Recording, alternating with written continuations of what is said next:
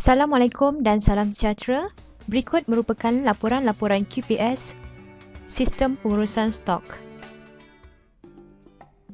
Saya masukkan ID sebagai Syam selaku pegawai ataupun kerani stor.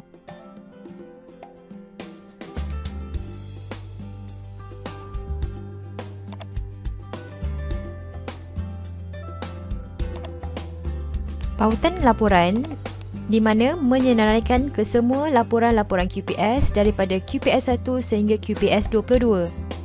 Sebagai contoh, QPS 1 iaitu borang terimaan barang-barang,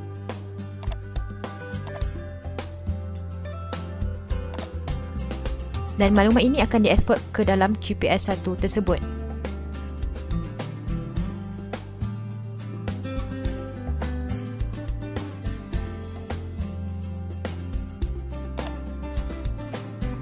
Dan seterusnya, kad kawalan stok QPS 3 di mana pengguna perlu memilih nombor kad sebagai contoh A4 hijau, dan seterusnya maklumat ini akan dipaparkan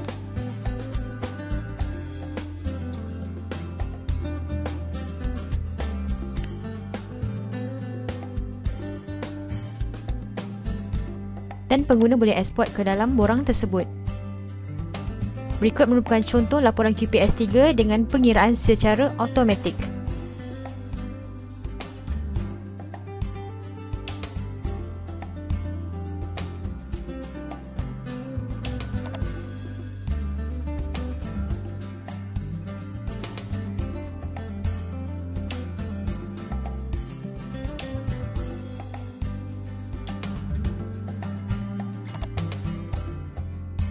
Dan seterusnya kad petak QPS 4, dan pengguna perlu memilih nombor kad yang dikehendaki.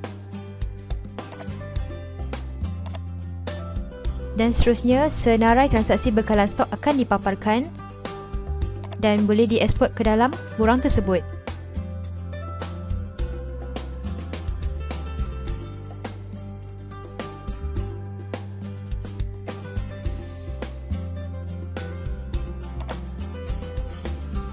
Seterusnya, senarai daftar kad kawalan stok QPS 5 di mana pengguna perlu memilih kategori bekalan stok, sebagai contoh bekalan pejabat, dan segala senarai daftar kad kawalan stok berkenaan dengan kategori yang dipilih akan dipaparkan.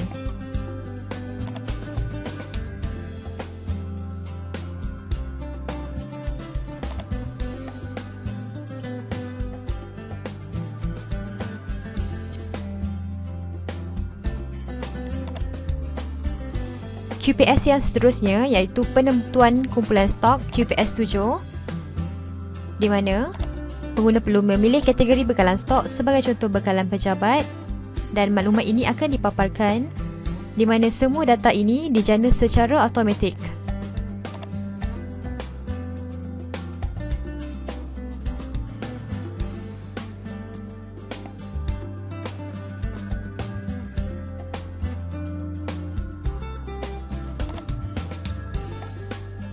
Seterusnya iaitu borang pesanan dan pengeluaran stok QPS 10 di mana memerlukan nombor permohonan, dan seterusnya maklumat yang dikehendaki akan dipaparkan. QPS 10 merupakan antara QPS yang terpenting untuk proses pengeluaran.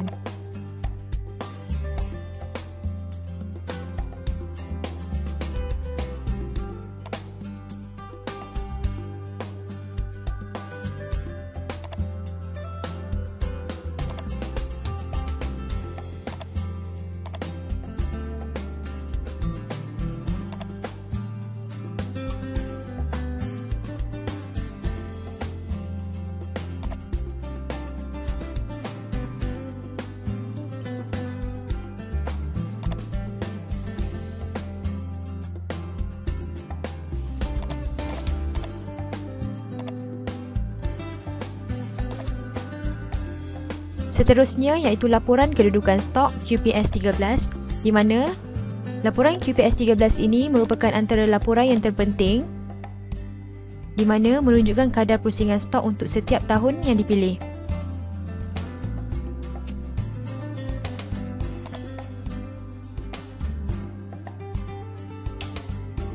Segala kedudukan stok sama ada di suku tahun pertama, kedua, ketiga ataupun keempat akan dijana secara automatik berdasarkan proses pemasukan, pengeluaran, pelupusan dan juga hapus kira yang dilakukan melalui sistem.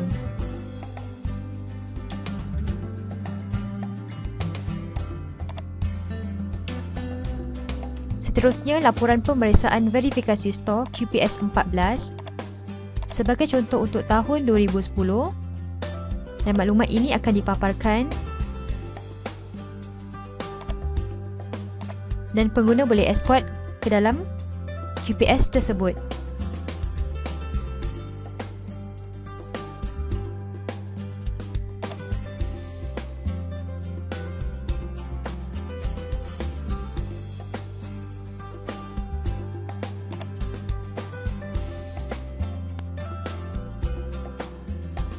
Selain itu, pengguna juga boleh melihat penyata penyelarasan stok QPS 17 dengan memilih kategori bekalan stok yang dikehendaki dan maklumat-maklumat yang dipilih akan dipaparkan.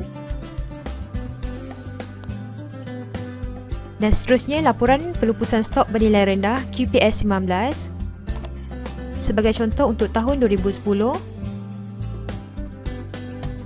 dan boleh dieksport kepada borang tersebut. Seterusnya iaitu laporan tahunan kehilangan dan hapus kira stok QPS 22 sebagai contoh untuk tahun 2010.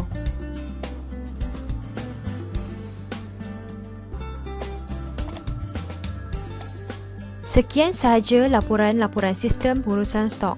Sila layari video-video yang lain untuk keterangan lanjut berkenaan dengan sistem pengurusan stok. Sekian, terima kasih.